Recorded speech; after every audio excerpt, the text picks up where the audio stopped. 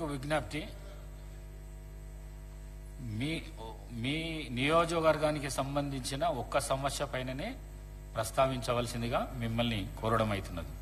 మరి అదేవిధంగా డాక్టర్ చిట్టెం ప్రాణికారెడ్డి గారు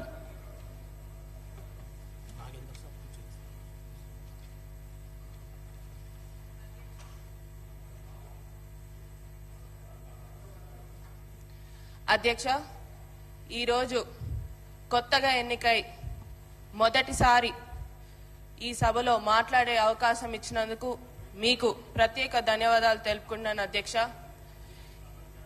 మెయిన్గా ముందుగా మా నారాయణపేట నియోజకవర్గం అంటే ఎప్పుడైనా గుర్తొచ్చేది వెనుకబడ్డ ప్రాంతం, ఎప్పుడు కూడా పట్టించుకోలేదు, నీళ్ళ సమస్య చాలా ఎక్కువగా ఉంటుంది. ఈరోజు మా నారాయణపేట నియోజకవర్గ ప్రజలందరి తరపున, రైతు మిత్రుల తరపున ఈరోజు మాకు పండగ లాగా ఏదైతే ముఖ్యమంత్రి గారు మాకు జియో 69 ద్వారా Narayanpet Kodangal lift irrigation administrative sanction అనేది ఇవ్వడం జరిగింది. 2,945 కోట్లు ఇవ్వడం జరిగింది. దానికోసమని ప్రత్యేకంగా ముఖ్యమంత్రి గారికి మరియు ఇరిగేషన్ మంత్రివర్యులు ఉత్తమ్ కుమార్ రెడ్డి గారికి ప్రత్యేక ధన్యవాదాలు తెలుపుకుంటున్నాం అధ్యక్ష.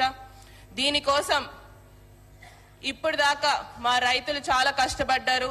ఈ రోజు మాకైతే పండుగలాగా ఉంది అధ్యక్ష. మా నియోజకవర్గంకి వెళ్తే రైతులు చాలా సంతోషంగా ఉన్నారు. ఈ ప్రాజెక్ట్ వల్ల ఏదైతే 1,00,000 ఎకరాలకి నీళ్ళు అనేది, మాకు సాగునీరు అనేది రాబోతుంది. ఎందుకంటే వలసలు జిల్లాగా మారిందని చెప్పి ఇంతకు ముందు కూడా అన్నారు. అవే వలసలు తగ్గి మళ్ళీ తిరిగి అదే వలసలు పోయిన వాళ్ళు తిరిగి వచ్చి వాళ్ళ భూముల్లో వాళ్ళ పంట పొలాలను కోసమని పనిచేసుకోవడానికి అవకాశం ఇచ్చినందుకు ప్రత్యేక ధన్యవాదాలు అధ్యక్ష.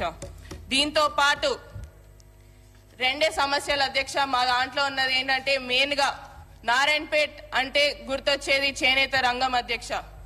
చేనేత రంగంని కూడా నారాయణపేట్ గా మీ ద్వారా ముఖ్యమంత్రి గారిని మరియు టెక్స్టైల్ ఇండస్ట్రీ మంత్రివర్యులు తుమ్మల నాగేశ్వరరావు గారిని నారాయణపేట నియోజకవర్గంలో చేనేత కార్మికుల ఉపాధి కోసమని ఒక టెక్స్టైల్ పార్క్ ని మంజూరు చేయాలని మా మనవి అధ్యక్ష.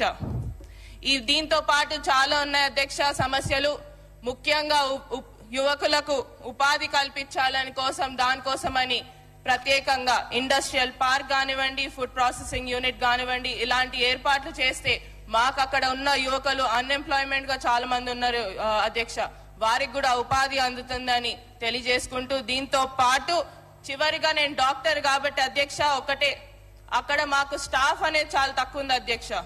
మాకు ఈ ఏదైతే డిస్ట్రిక్ట్ హాస్పిటల్ కానివ్వండి ఆడ స్టాఫ్ అనేది సరిగ్గా ఉండదు. మా పిహెచ్సిలు, సిహెచ్సిలు ప్రతి ఒక్క ప్లేస్ లో కూడా స్టాఫ్ చాలా తక్కువ ఉంది అధ్యక్ష. ఆ స్టాఫ్ కోసమని కూడా మా హెల్త్ మినిస్టర్ వర్యులని దామోదర్ రాజనరసింహ గారిని మరొకసారి కోరడం జరుగుతుంది. ఏదైతే స్టాఫ్ అనేది కూడా పెంచాలని కోరుతున్నాం అధ్యక్ష. ఈ అవకాశం ఇచ్చినందుకు ప్రత్యేక ధన్యవాదాలు.